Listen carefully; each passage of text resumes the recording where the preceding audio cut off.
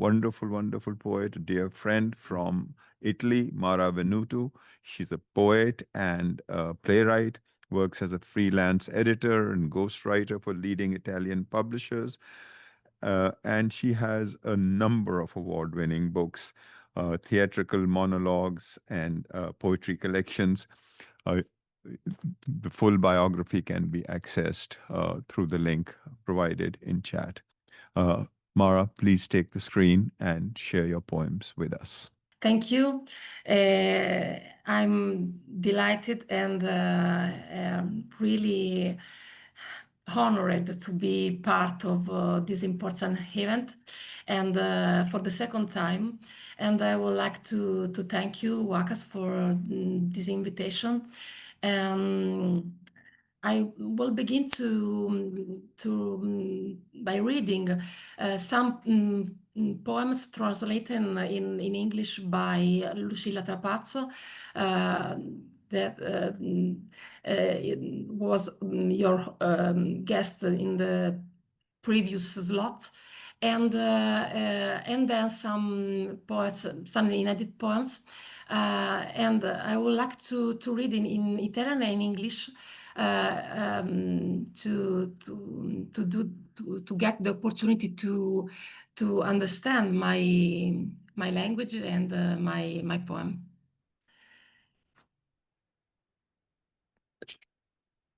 La schiena è una muraglia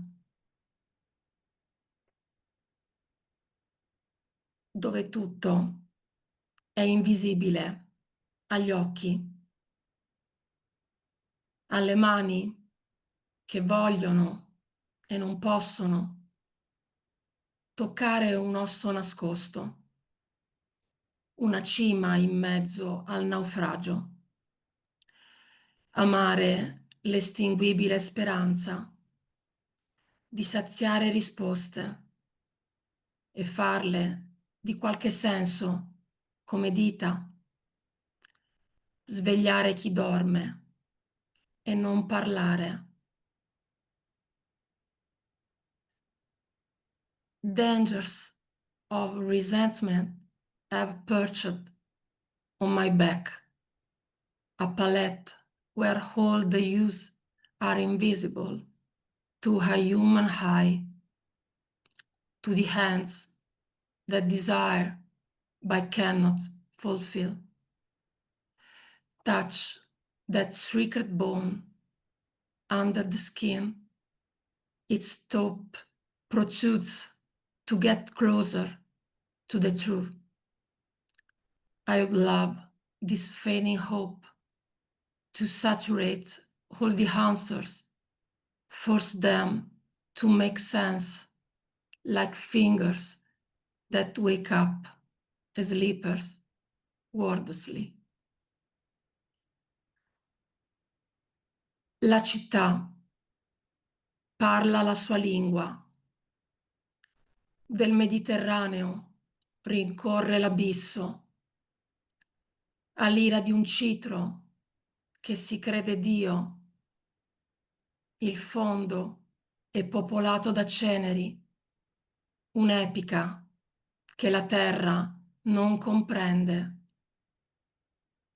Grave il suo verbo, un idioma incatenato al corpo, alieno, difforme, mollezza e ribrezzo dell'identità.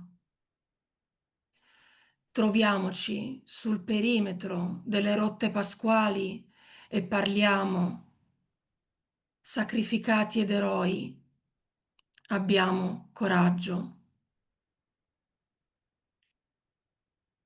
The city speaks her own language. Of the Mediterranean, she chases the abyss. She inhabits the wrath of a citro that think it's a god. Her bottom is bursting with ashes, epic tales that the heart cannot grasp. Grave is her verb, an idiom chained to her alien distorted body, limpness, and disgust of identity. Let's meet on the perimeter of the sacrificial ruse of history. Let's talk, surrendered and the heroes. We do have the courage.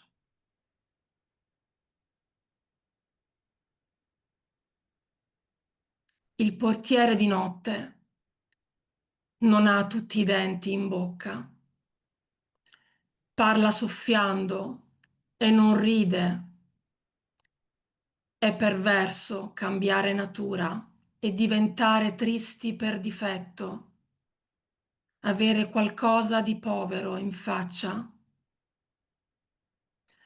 Nel Tre Stelle a Napoli, dietro la stazione, i soldi valgono meno dell'identità.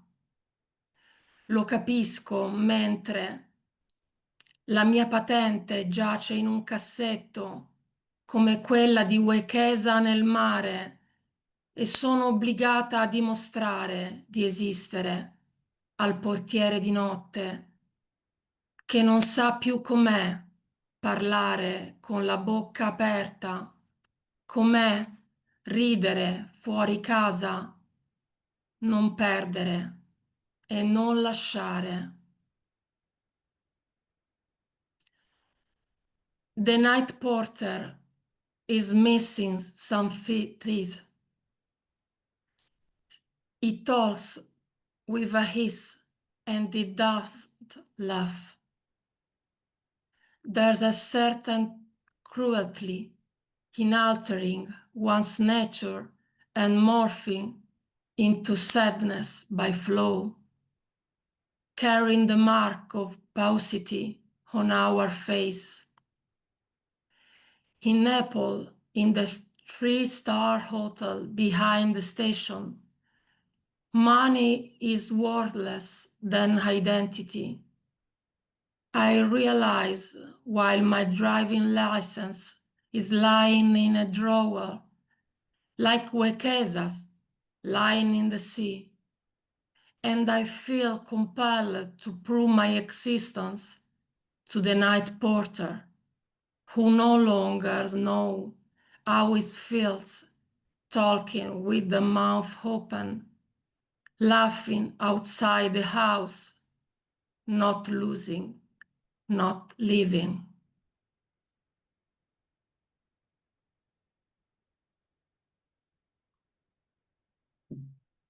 The last one.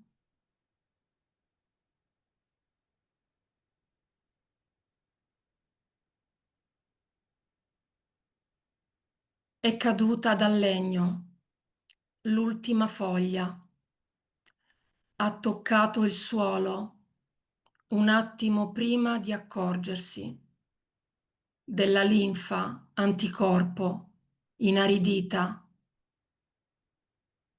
Si è spezzato un corridoio capillare, lo stesso in cui correvo da piccola, un campo sportivo borghese, dove vincere nemici immaginari, senza uscire di casa.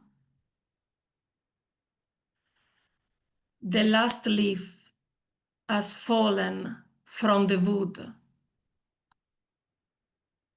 clanging on lifeless it touched the ground just before noticing its watched antibodies up.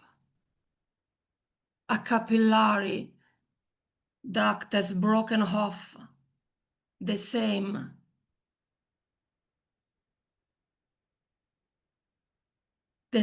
I ran through as a child, a bourgeois sports field in which to beat fake enemies without leaving home.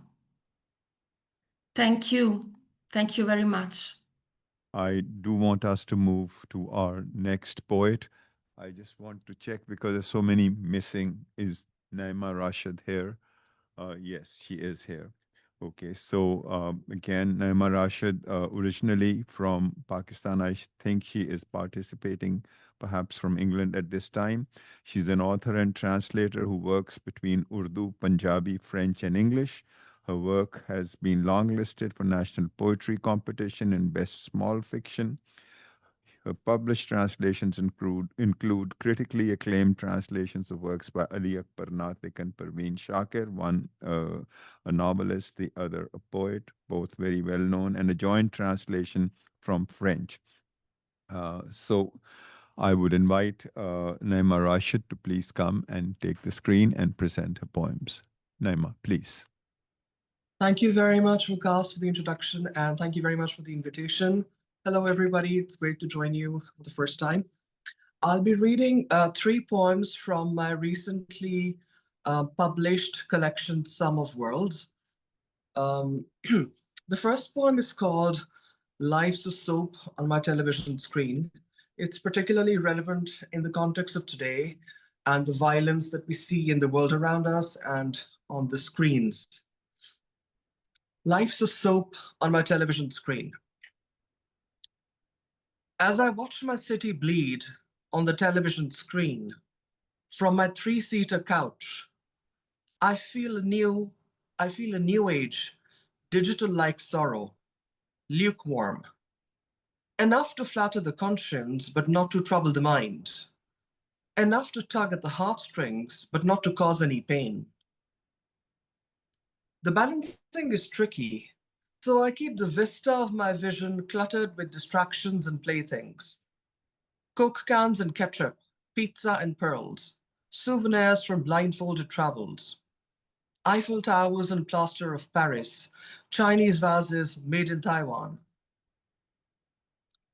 I hop from black to white, obliterate the gray.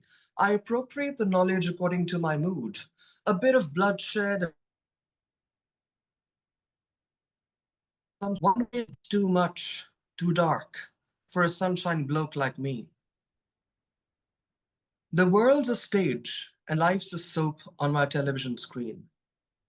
The drama folds and unfolds, and all I do is behold, while my conscience is doped. It's a vaudeville with human puppets, a little crude at times. I can handle it pretty well, though. I just need my shot. Between murders and musicals, zapping in and out at will. The next poem is Weave, which is essentially a dialogue between me and my mother-in-law. Weave. Like a broker of brocades, a sea of cloth around her. It was always like this that I found her. Rosary still in hand, prayer still on lips. She was a devotee simply continuing an act of worship. I came to her temple like a heathen at a wrong address, with a kind of dread and a kind of awe. She would ease into it gently, begin unfurling the mounds of memories. The tea towels were her wedding gift from an uncle who wore the tallest turban in the village, who walked on foot in his polished black shoes all the miles to the village where he had fallen in love with a married woman whom he ultimately made his bride. You could find them no more, these Ks from Faisalabad. Her nieces had hand-woven them on a spindle. They had a rare weave. The nieces don't talk to her anymore because of a family feud. These are all she has of them. I couldn't troll that mine of memories. Across the mountains I have to trek and the oceans I have to sail. The sum of my life fits snugly in a North Face bag. These pieces were not other from her.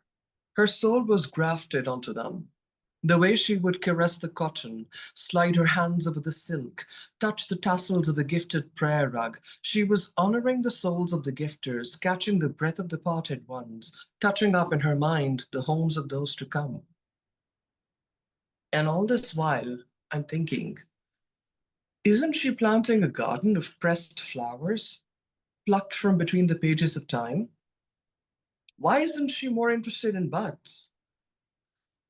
A macrame, that was the only adornment she could afford in their first house, which they rented at 10 rupees a month. A wedding dress with hair like golden thread at the helm.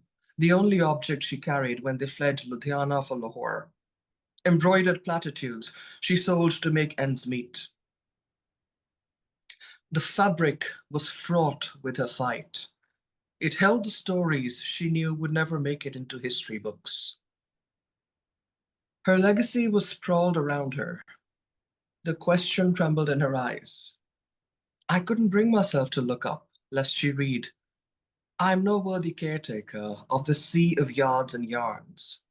My style is crossbody. I live hands-free. The last poem is addressed to my son, Attempt at Apology. Forgive me that it left you broken too. Forgive me that it left you broken too. There isn't room enough in the universe for a mother to break and unbreak. Thank you all for listening. So I would like to go back to Wasim Anwar, who's professor of English and director, International Center for Pakistani Writing in English at Kinnaird College for Women, Lahore, former dean and head of the FCC and GC universities, and a recipient of the Fulbright Award twice. Again, the full biography can be accessed through the link provided in the chat feature of Zoom. Wasim, I'm sorry I missed you, but please take the screen. We are all eager to hear your contributions to this reading. Wasim. Okay, am I audible? Yes, now you are loud and clear. Okay, thank you so much and for bringing us together, Vikas. Thanks a lot.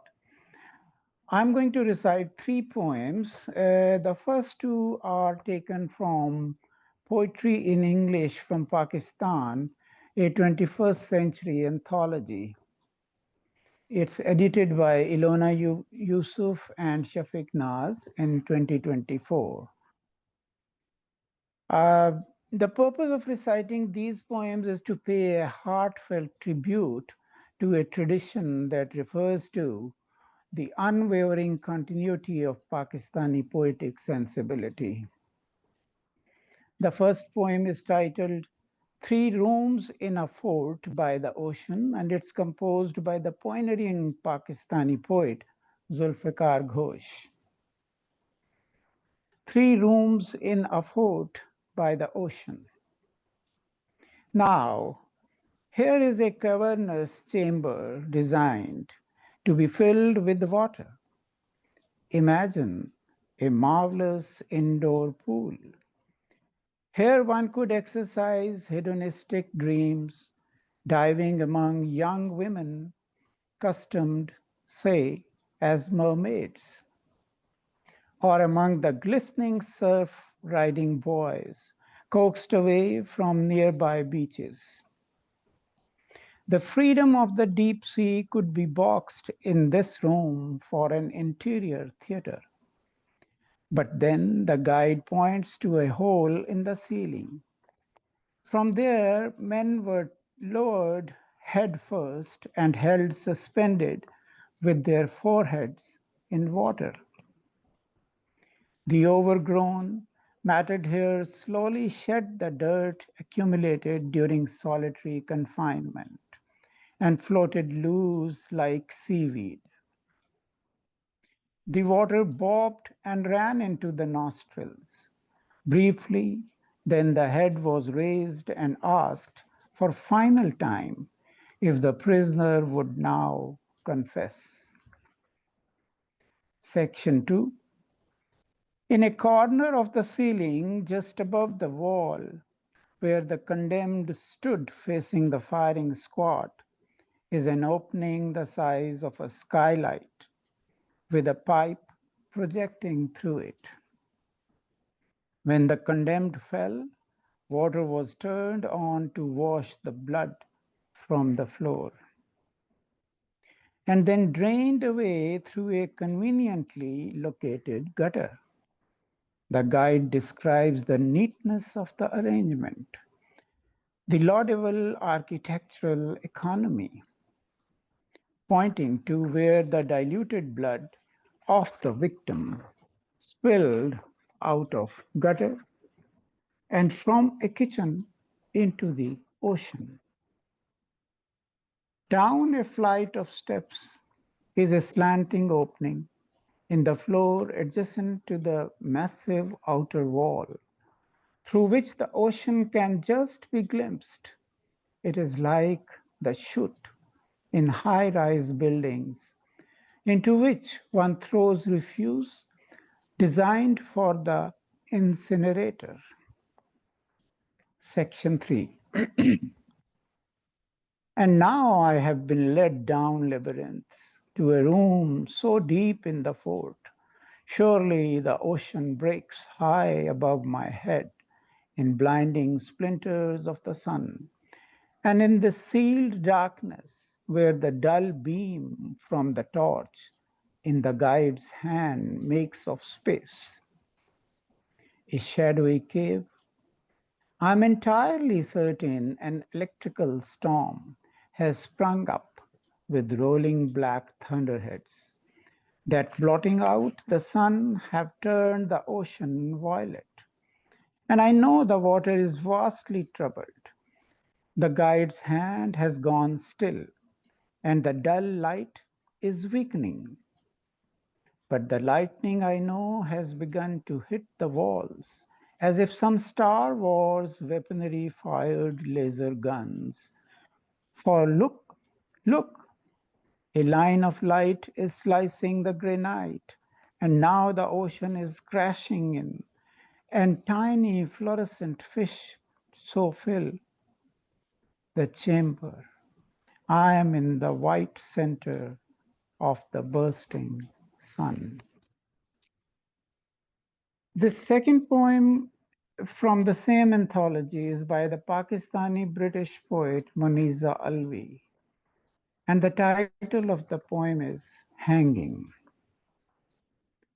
Like a raindrop suspended from a twig, or the flower on the brink of saying goodbye to its stalk, history is hanging.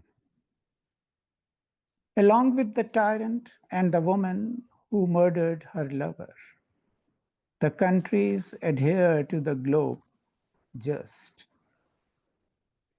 And the day is ratcheted along all the stages of crisis. A day is not a compact thing. Necks are bullish and vulnerable.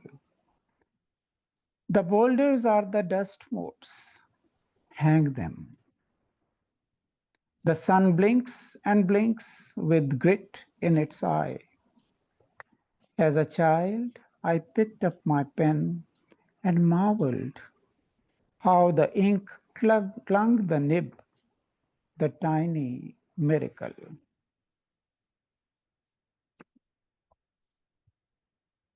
This last one is my personal effort, a short poem to find myself some space amid the unwavering tradition of Pakistani poetic continuity, the local as well as the diasporic. The title of the poem is Online. Funicular.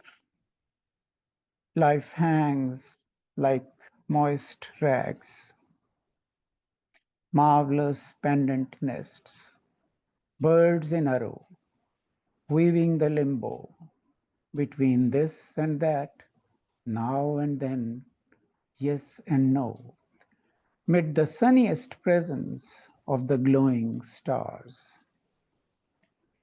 That's where the what becomes a why, questioning how, for how the online got underlined with jiffy clouds and blazing drops of the rain in pain. Stuck past the momentous lurch, passing on goodbyes, ever, forever, funicular.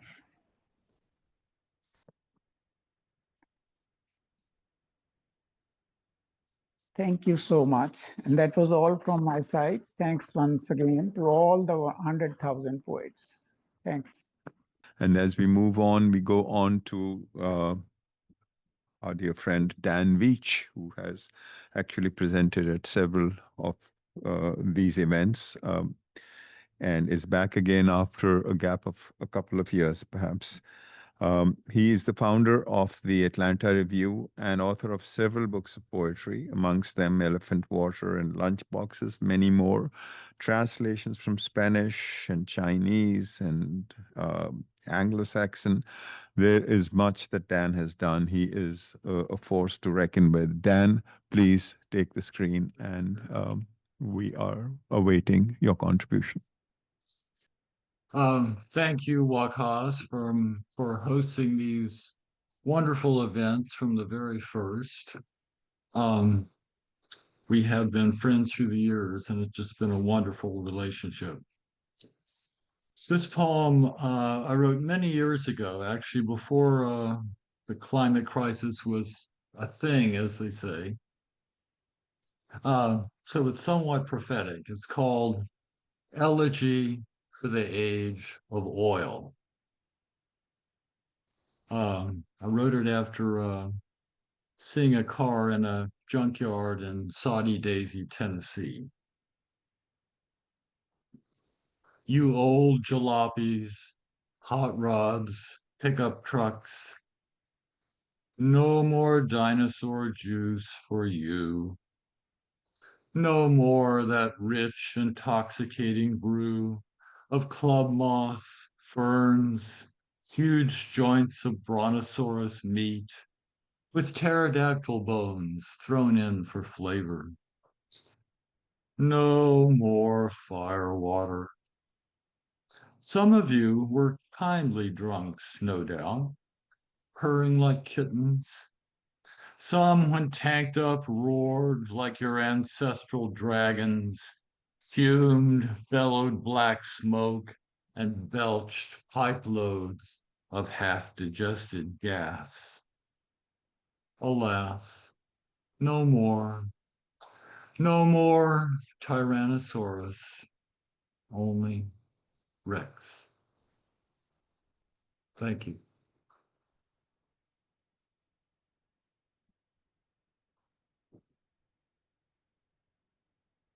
Thanks a whole lot for your contribution for the poem. It's such a wonderful poem. Every time we hear it or read it, it is, again, as engaging as the first time, as fresh as ever. Thanks a bunch. Are you going to read another poem, Dan, or is that it? Oh, I can if you want. Okay, please go ahead. Okay, this one is in my head, actually. It's about another animal that I met at the San Diego Zoo. This is called Elephant Water. I've never seen an elephant so old. Her face is freckled with age marks, pink and brown. But we already know there's more to her than her wrinkled dignity. When the little one carefully put his front knees in the water, she ran up and butted him in. Now, when she lifts her trunk from the pond, the little kids jump back and scream, thinking she may have something more in mind than drinking. As for me, a Southern Baptist bred, I too was always taught to avoid a sprinkling. Full immersion or nothing, they always said. But the old beguiler gets around my doubts. If only she would spout that blessing that the children hope and fear, I'd throw myself into that shower, cool and alive from the elephant's trunk. I think of a drop of it sitting on my palm. We wait for that animal water long and long. Her trunk swings down. She fooled us all. It was nothing then. Too late, I see that a trick has taken me in. Long after the children leave, I'm still standing there, immersed in the ponderous, graceful air, and a drop of elephant water.